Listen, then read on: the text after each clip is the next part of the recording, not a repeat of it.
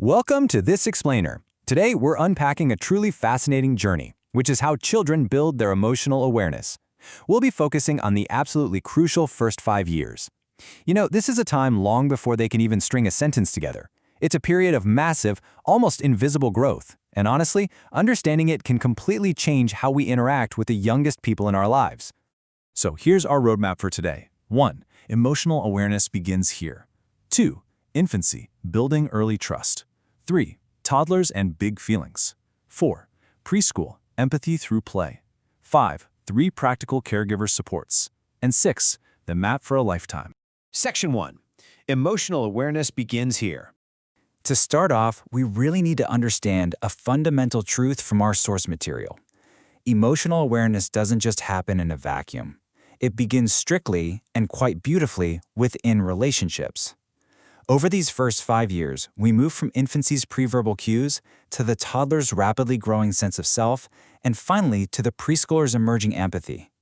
Throughout this entire journey, a responsive adult is right there, helping the child discover something essential, that feelings can be noticed, they can be shared, and crucially, they can be survived. Section 2. Infancy, building early trust. Let's zero in on infancy. During this time, emotions are deeply physical. They're expressed entirely before the words for them even exist. Long before a child can look at you and say, "Hey, I'm overwhelmed," they are already communicating their complex emotions.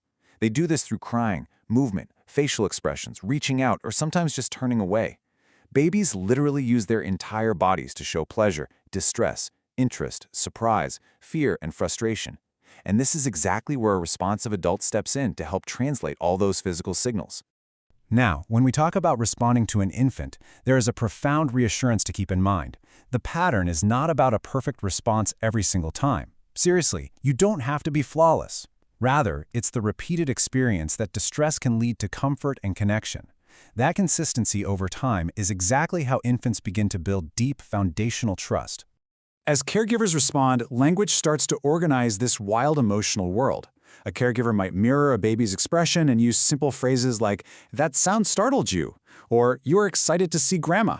Now, obviously, the baby doesn't understand every single word yet, but the gentle tone, the repetition, and that pure moment of connection, these elements lay the critical foundation for their later emotional vocabulary. Section 3. Toddlers and big feelings. Okay, let's transition to a famously challenging yet incredibly important era, toddlerhood. We all know the favorite vocabulary of a toddler, right? Words like me, mine, and no are suddenly everywhere, and usually at maximum volume. These words signal a rapidly growing independence. But here's the catch. Strong wishes arrive way before strong regulation skills do.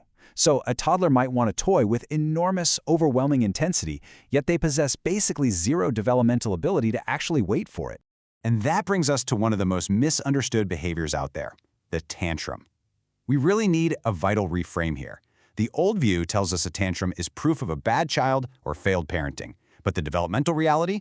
It's simply a sign that emotion, fatigue, a lack of language, and impulse have completely exceeded the child's current capacity. It is an overloaded system, not a character flaw.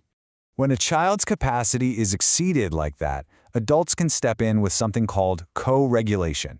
This is where the adult holds a firm boundary, but continues to offer a supportive, calm presence to help the child's nervous system settle down. You're essentially becoming their anchor in the middle of a massive emotional storm.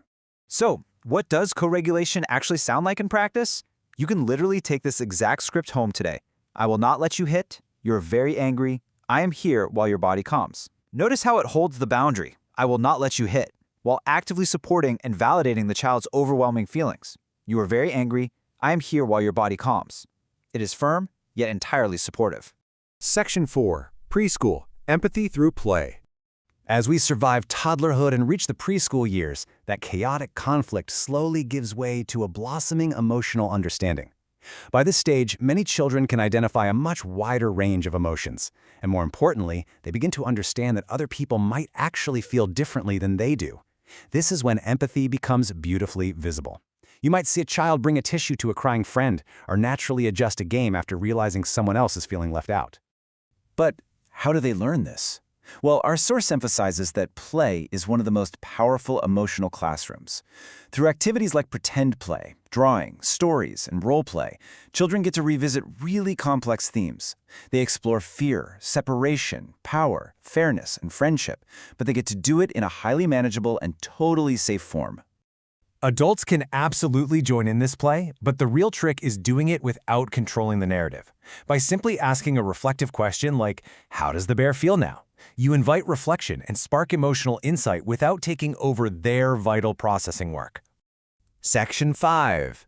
3 Practical Caregiver Supports. Now let's move to the real actionable toolbox. How can caregivers actively support this incredible development day to day? The source outlines 3 chronological steps that make a major difference. First, labeling emotions in ordinary moments. Second, creating a sense of safety through predictable routines and calm limits. And third, teaching just one simple regulation strategy that the child can rely on. Let's look a little closer at step 1. By casually labeling emotions in ordinary non-crisis moments, like saying, "You look disappointed that the park is closed," you validate their feelings. You are handing them the words to understand their inner world, slowly building up their internal vocabulary long before a meltdown even happens.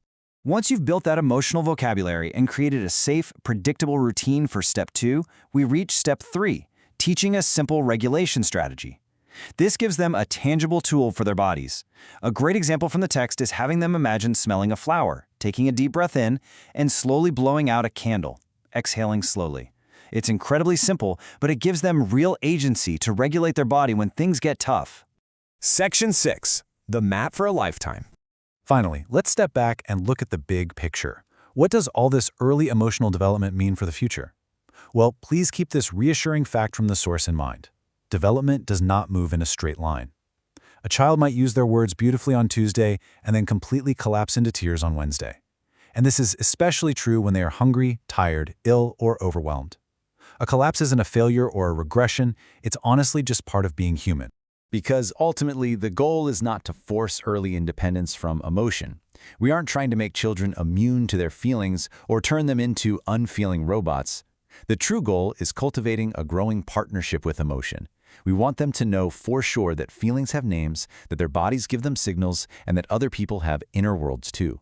In those first 5 years, children are drafting the very map they will use to navigate feelings for a lifetime. They're learning that difficult moments can be met with support and skill. So I'll leave you with this thought as we wrap up today's explainer. You now have the insights and the tools, so how will you show up to help them navigate their next big feeling? Thank you so much for exploring this fascinating journey with me today.